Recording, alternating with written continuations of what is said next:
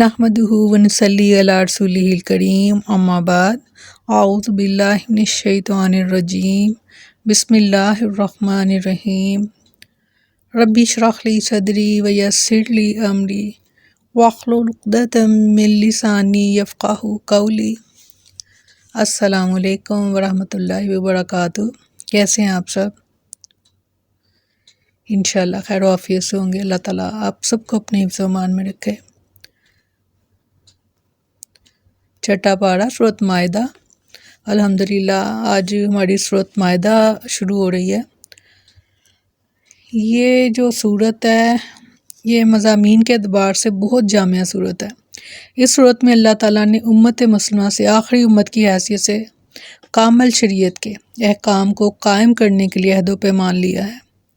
ایسا ہی عہد و پیمان اہل کتاب سے لیا گیا تھا، لیکن پہلی صورتوں سے واضح ہوتا ہے کہ اس کے اہل ثابت نہ ہوئے، لہٰذا ان کو معزول کر کے اس کا بار امت مسلمہ پر ڈالا گیا۔ اس صورت کا خاص پیغام یہ ہے کہ جس دین کی تکمیل ہوئی ہے اور جو نعمت امت مسلمہ کو دی گئی ہے، اس کے احکام قوانین کو پابندی اور استقلال سے پورا کریں۔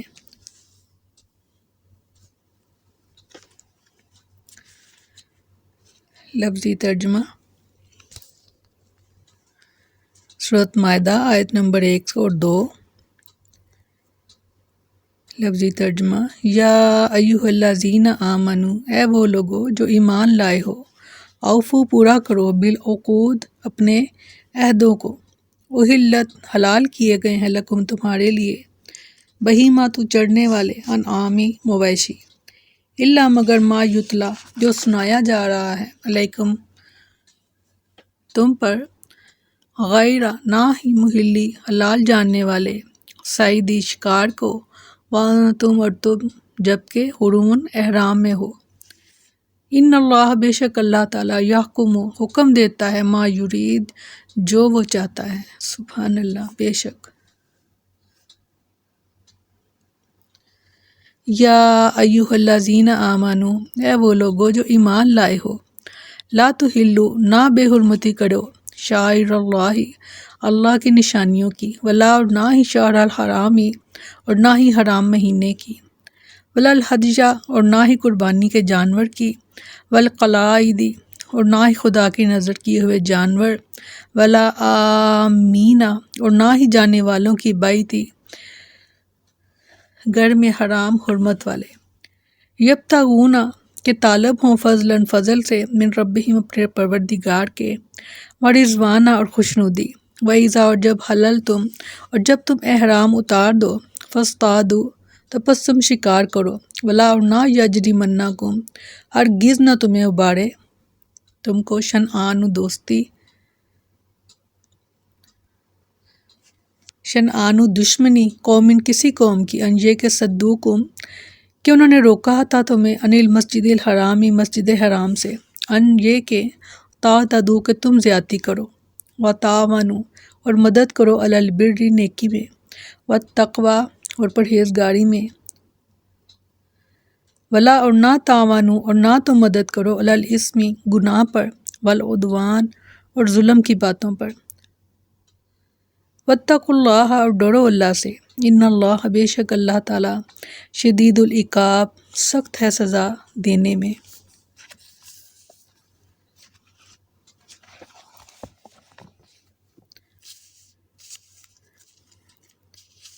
سیدنا عبداللہ بن عمر رضی اللہ عنہ بیان کرتے ہیں کہ سب سے آخر میں نازل ہونے والی سورت مائدہ ہے۔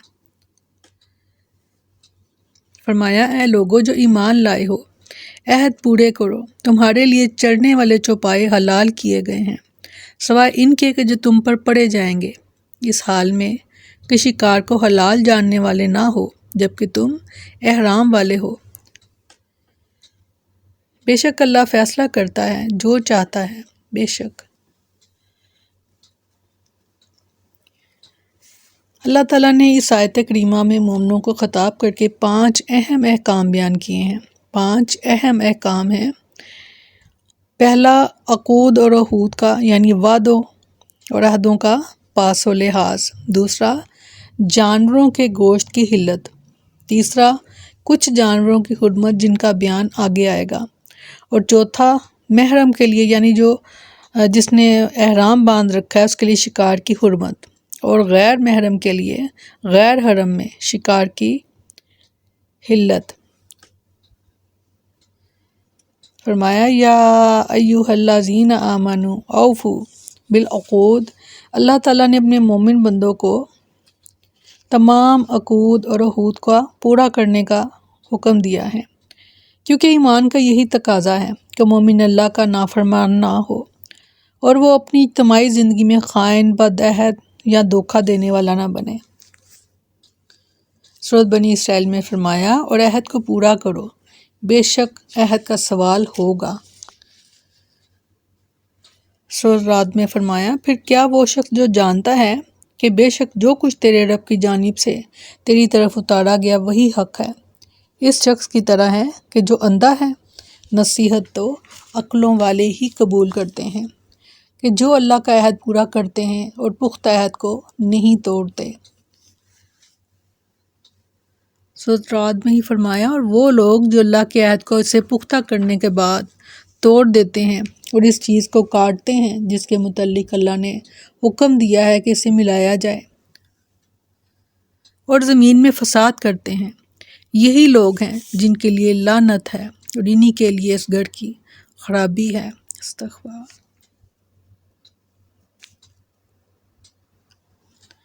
احلت لکم بہیمۃ الانعام، ان سے مراد اونٹ، گائے، بھیڑ اور بکریاں ہیں، ان چوپاؤں میں درندے داخل نہیں۔ یعنی سیدنا ابو سعید خدری رضی اللہ عنہ بیان کرتے ہیں کہ ہم نے عرض کی اے اللہ کے رسول، ہم اونٹنی نہر کرتے ہیں، گائے اور بکری ذبح کرتے ہیں تو ان کے پیٹ سے بچے بھی نکل آتے ہیں، تو کیا ہم ان کو پھینک دیا کریں یا پھر کھا لیا کریں؟ فرمایا اگر تم چاہو تو کھا سکتے ہو، کیونکہ ان کی ماں کا ذبح کرنا ہی کافی ہے۔ سیدنا ابو ہریرہ رضی اللہ عنہ بیان کرتے ہیں کہ رسول اللہ صلی اللہ علیہ وسلم نے فرمایا ہر کچلی والے درندے کا گوشت کھانا حرام ہے۔ یعنی اس حلت سے وہ جانور مستثنیٰ ہیں جن کے کھانے کی حرمت قرآن یا سنت میں بیان کر دی گئی ہے۔ سورۃ مائدہ ہی میں فرمایا کہ تم پر مردار حرام کیا گیا ہے، اور خون اور خنزیر کا گوشت، اور وہ جس پر غیر اللہ کا نام پکارا جائے، اور گلا گھٹنے والا جانور، اور جسے چوٹ لگی ہو، اور گرنے والا، اور جسے سینگ لگا ہو، اور جسے درندے نے کھایا ہو۔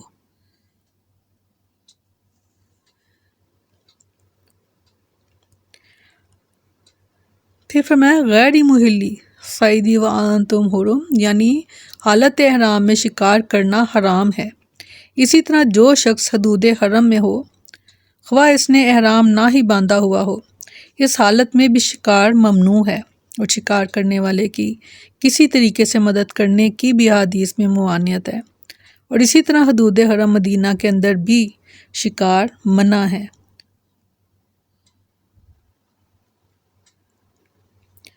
سورۃ مائدہ ہی میں فرمایا تمہارے لیے سمندر کا شکار حلال کر دیا گیا ہے اور اس کا کھانا بھی، اس حال میں کہ تمہارے لیے سامان زندگی ہے، اور قافلے کے لیے اور تم پر خشکی کا شکار حرام کر دیا گیا ہے جب تک کہ تم احرام والے رہو، اور اللہ سے ڈرو جس کی طرف تم اکٹھے کیے جاؤ گے۔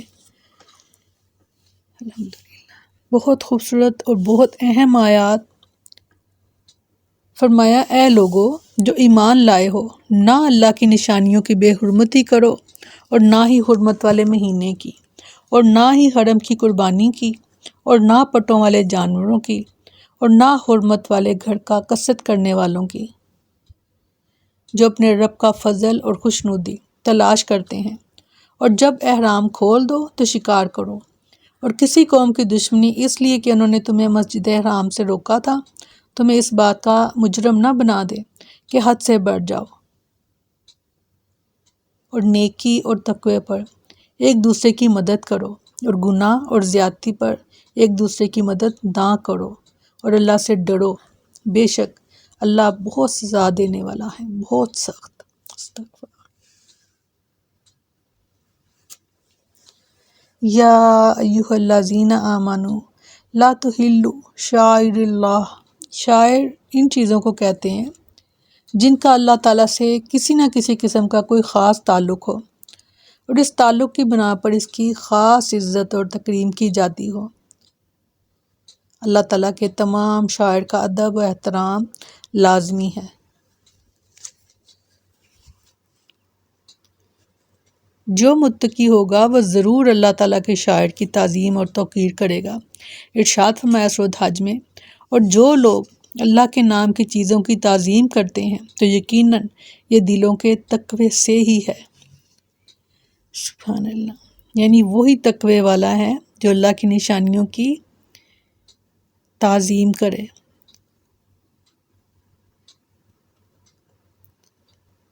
وَلَلشَّهْرَ الْحَرَامِ، یعنی اس کی حرمت کی پاسداری کرو اور اس کی عظمت کا اعتراف کرو۔ اس مہینے میں جنگ کی پہل نہ کرو اور حرام چیزوں کے ارتکاب سے اجتناب کرو، جیسا کہ ارشاد فرمایا سورۃ بقرہ میں۔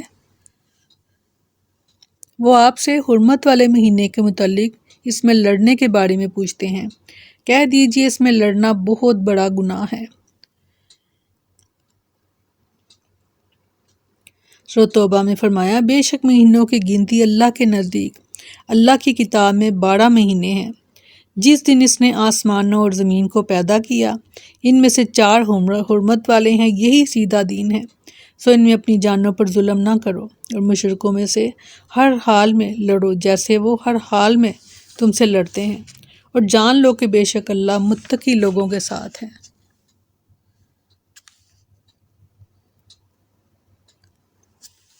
سیدنا ابو بکر رضی اللہ عنہ بیان کرتے ہیں کہ رسول اللہ صلی اللہ علیہ وسلم نے حجۃ الوداع کے موقع پر فرمایا تھا، زمانہ اب اپنی اسی حالت پر لوٹ آیا ہے جس دن اللہ تعالیٰ نے آسمانوں اور زمین کو پیدا فرمایا تھا۔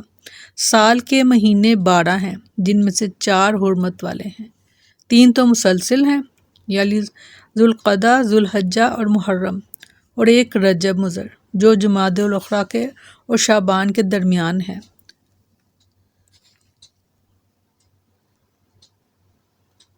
یعنی یہ جو 4 ماہ ہیں حرمت والے، ذوالقعدہ، ذوالحجہ اور محرم اور 1 رجب، یہ 4 مہینے ہیں حرمت والے، یعنی ان میں لڑنا، جھگڑنا اور کسی قسم کا فساد کرنا یہ حرام ہے۔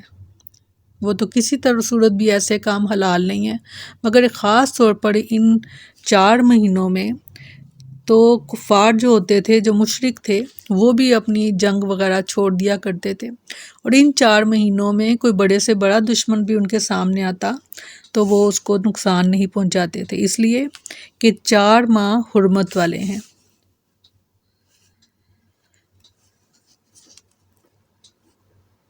ولا الہدیہ ولا القلائد، اور ہدی ایسے جانور کو کہا جاتا ہے جو حاجی حرم میں قربان کرنے کے لیے ساتھ لے جاتے تھے۔ اونٹوں کے کوہان کی دائیں طرف تھوڑا سا زخم کر کے خون مل دینے کو اشعار کہتے ہیں۔ لفظ قلائد یعنی جمع ہے کہ جو گلے کے پٹے کو کہا جاتا ہے۔ یہاں حج یا عمرے کے موقع پر قربان کیے جانے والے ان جانوروں کو مراد لیا گیا ہے جن کے گلوں میں علامت اور نشانی کے طور پر پٹے ڈال دیے جاتے تھے۔ مطلب یہ ہے کہ ان جانوروں کو کسی سے چھین نہ جائے، نہ ان کے حرم تک پہنچنے میں کوئی رکاوٹ کھڑی کی جائے۔ ان جانوروں کے احترام کا طریقہ یہ ہے کہ ان کو مقررہ مقام تک پہنچنے سے پہلے ذبح نہ کیا جائے۔ البتہ اگر کوئی جانور راستے میں قریب الموت ہو تو پھر انہیں لے جانے والا اسے ذبح کر دے، پھر اس کی جوتی کو اس کے خون میں ڈبو کر اس کے پہلو پر چھاپا مار دے اور پٹوں کو خون میں ڈال دے، پھر اس کو نہ خود کھائے اور نہ اس کے ساتھی کھائیں، بلکہ اس جانور کو دوسرے لوگوں کے کھانے کے لیے چھوڑ دے۔ سیدنا زبیر رضی اللہ عنہ بیان کرتے ہیں کہ رسول اللہ صلی اللہ علیہ وسلم نے میرے ساتھ قربانی کے اونٹ بھیجے تھے، پھر فرماتے اگر ان میں سے کوئی اونٹ چل نہ سکے اور تمہیں اس کے مر جانے کا ڈر ہو تو اس کو نہر کر دو، یعنی اس کو قربان کر دو، پھر اس کی جوتی جو اس کے گلے میں لٹکائی جاتی ہے اسے اس کے خون میں ڈبو کر اس کے کوہان پر مل دینا، اور تم اسے نہ کھاؤ، اور نہ تمہارا کوئی ساتھی اس کو کھائے۔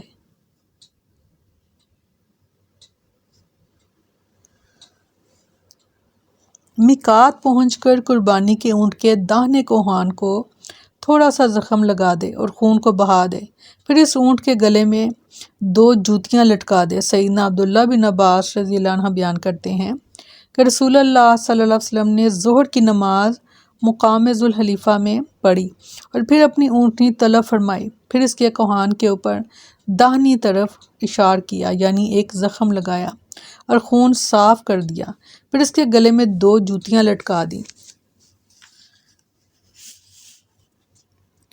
سیدہ عائشہ رضی اللہ عنہ بیان کرتی ہیں کہ رسول اللہ صلی اللہ علیہ وسلم مدینے سے قربانی کے جانور یعنی بیت اللہ بھیجا کرتے تھے، اور میں آپ کی قربانی کے جانوروں کے لیے پٹے بنا کرتی تھی، اور پھر آپ ان کاموں سے نہیں بچا کرتے تھے جن سے محرم بچتا ہے۔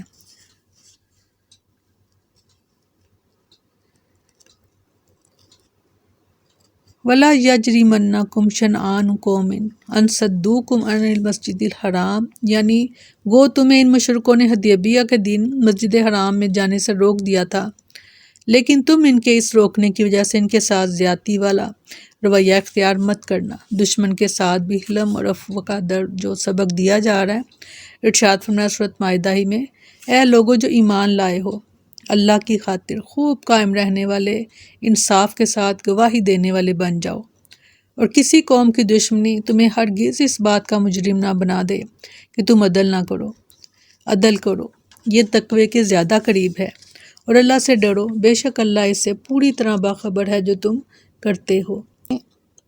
اللہ تعالیٰ نے اپنے مومن بندوں کو حکم دیا ہے کہ وہ نیکی اور تقوی کے کاموں میں ایک دوسرے کی مدد کیا کریں، مگر باطل گناہ اور حرام کاموں میں ایک دوسرے کی مدد نہ کیا کریں۔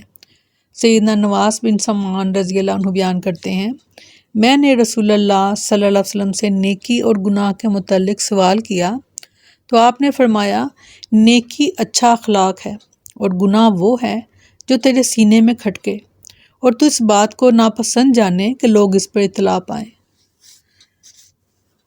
بہت خوبصورت تفسیر۔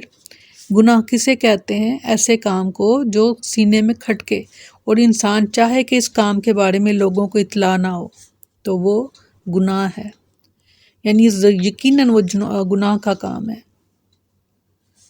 سیدنا زید بن خالد جہنی رضی اللہ عنہ بیان کرتے ہیں کہ رسول اللہ صلی اللہ علیہ وسلم نے فرمایا، جس نے اللہ کے راستے میں کسی جہاد کرنے والے کو جہاد کا سامان تیار کر کے دیا، بلا شبہ اس نے خود جہاد کیا، اور جو شخص جہاد کرنے والے کا اس کے گھر میں بھلائی کے ساتھ اس کا جانشین بنا، یقیناً اس نے بھی جہاد کیا۔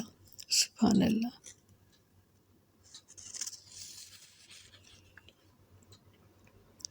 سیدنا انس بن مالک رضی اللہ عنہ بیان کرتے ہیں کہ رسول اللہ صلی اللہ علیہ وسلم نے فرمایا، اپنے بھائی کی مدد کرو، خواہ وہ ظالم ہو یا مظلوم۔ عرض کی گئی، اے اللہ کے رسول، جب وہ مظلوم ہو تو میں اس کی مدد کروں گا، لیکن اگر وہ ظالم ہو تو پھر میں اس کی مدد کس طرح کروں؟ فرمایا، اس وقت تم اسے ظلم کرنے سے روکنا، اسے ظلم سے باز رکھنا ہی اس کی مدد ہے۔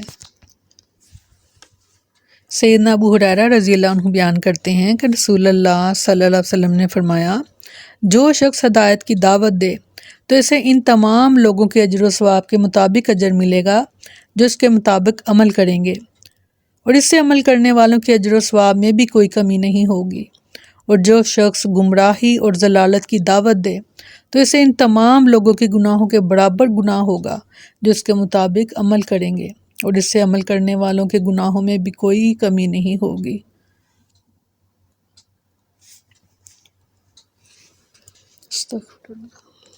اللہ تعالیٰ ہمیں حق پر چلنے کی توفیق عطا فرمائے اور ہماری خاص مدد فرمائے، آمین ثم آمین۔ سبحانک اللہم و بحمدک، نشہد ان لا الہ الا انت، نستغفرک و نتوب الیک۔ سبحان ربک رب العزت عما یصفون وسلام علی المرسلین والحمد للہ رب العالمین۔ السلام علیکم ورحمۃ اللہ وبرکاتہ۔